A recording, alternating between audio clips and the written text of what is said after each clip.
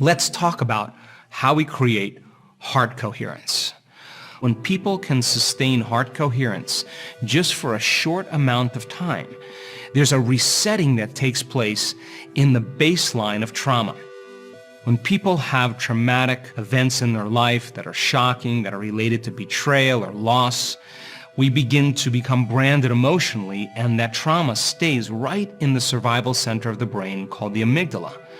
But as we begin to reset our inner state and we begin to self-regulate, when the heart begins to open up and energy moves to the brain, there are fibers that run right up to the amygdala that begin to reset the baseline of trauma.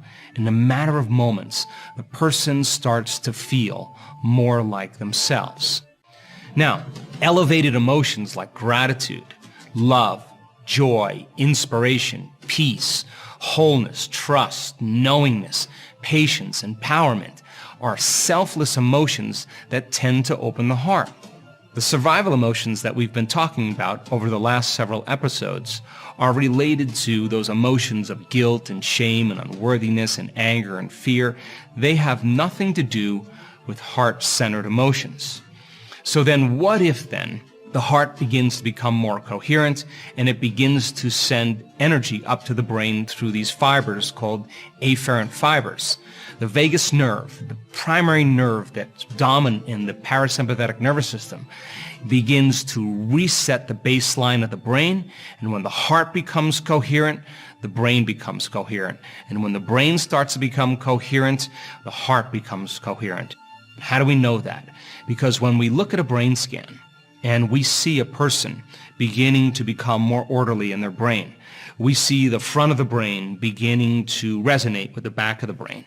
We see different communities of neurological networks beginning to form larger communities, and they begin to oscillate and resonate. And all of a sudden you see the left side of the brain talking to the right side of the brain. And if the person is connecting to that unified field, the signature of order and unity is beginning to become entrained in the nervous system. When this occurs, when you see the union of opposites, the union of polarity, the union of duality, all of a sudden when those two hemispheres come together and there's that psychic union, in that moment when the person feels whole, the heart begins to function more coherently. So then a coherent brain begins to produce a coherent heart. And a coherent heart amplifies energy and creates a coherent brain. So take a look at this person right here. Each one of these individual squares, these individual blocks, represent 5 minutes. And this is a person in a meditation, and we're asking that person to begin to elevate their emotional state. And for a little over 50 minutes, you can see from this graph that they're sustaining an extended period of time of heart coherence. Now, take a look at this last period of heart coherence. Now, this is the interesting thing. This person was not in a meditation when she was experiencing this level of heart coherence. And I asked her, what were you doing? She said, I was finishing my day, I was unpacking, it was 8 o'clock at night, and all of a sudden, out of nowhere, I felt this incredible feeling of love take over me. She said it was so intense, it was so powerful, that she had to lay on her back in bed and just surrender to the feeling. And for over an hour, she's relaxing into love. And 1,400 to 1,300 different chemicals are released in this state that begin to restore and repair the body. Now, we all know what a panic attack is. When a person keeps selecting the worst case scenario in their mind, and they begin to become so preoccupied with that probable outcome that they start to feel the emotions before it happens, they're combining an image or a thought with a feeling and an emotion. And over time, they're conditioning the body to become the mind of fear. And if they do that enough times, the body is going to have a panic attack. Try as they may to control it with their conscious mind, they can't because they programmed it subconsciously. Now take a look at this. 3 people sustaining heart coherence for 45 minutes. These people are developing the skill of self-regulation. And I want them to be able to do it with their eyes open as well as their eyes closed. They should be able to do it in their life. And they should be able to notice when they lose that feeling from their heart. And they should be able to excuse themselves from their day or from certain conditions and begin to recalibrate and begin to open their heart again. And in time then, they're going to become less reactionary to everyone and everything in their lives. And if they're not reacting, then they're no longer living in stress, and now the body can begin to regenerate and repair itself because it's now no longer living in emergency mode. Now, take a look at these people. This is a person with really weak heart, very little variability. And take a look, for a little over 15 minutes, this person is able to sustain heart coherence. For another 8 minutes or so, they're able to do it again. And to me, this is the beginning of a person changing their biology.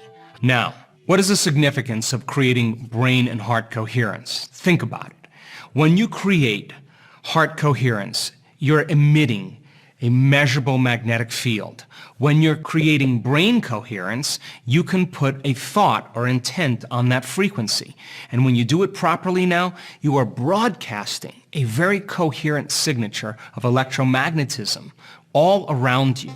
Once you create a coherent signature in the brain and the heart, now like a laser, you can begin to decode information in the field. And being able to control those frequencies, or your awareness in connecting to those frequencies, now it's like having a Wi-Fi signal where you can connect to energy and information.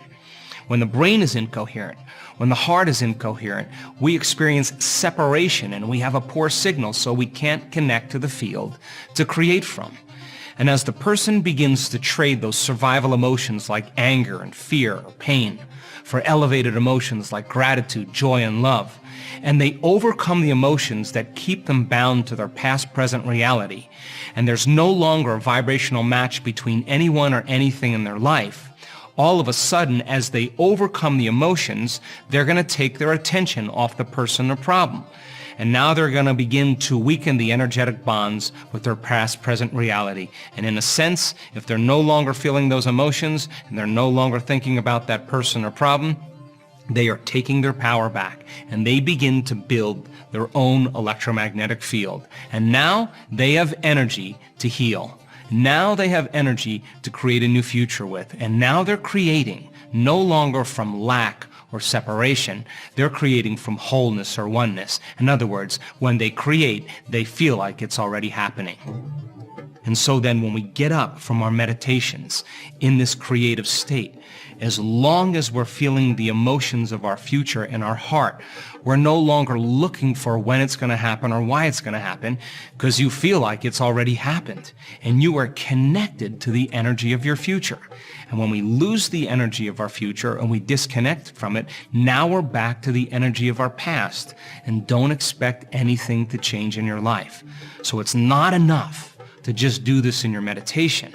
We have to sustain this modified state of mind and body our entire day.